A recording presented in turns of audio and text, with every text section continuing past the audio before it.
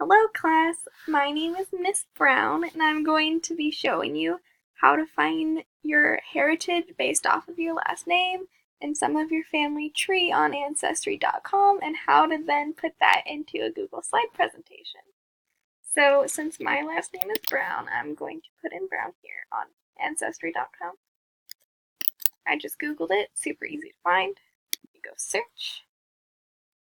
And boom, English, Scottish, and Irish, and then it tells you a little bit of more heritage that it could be from or different meanings that it can be. And so you go off of that, and then you can ask your mom and dad about your family tree or if you can find anything on that.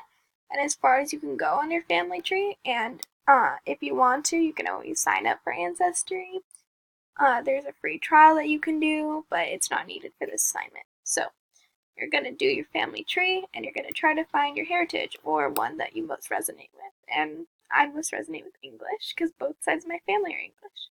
So I'm going to choose English and I'm going to go onto Google here, go on to slides. And then once that's loaded up, you're going to do a blank presentation. And then after that, you can put in your title right here. And I'll just put in English slideshow. And then you can put in your heritage here. So I would put English or Brown family.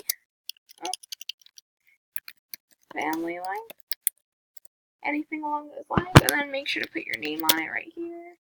By Miss Brown. And you'd put your first and last name here, and then you can add in any pictures that you'd like or anything like that.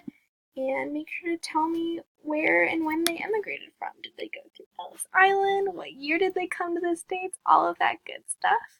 And we can share it for the class, so make sure that you're comfortable with everything that you put in the slideshow.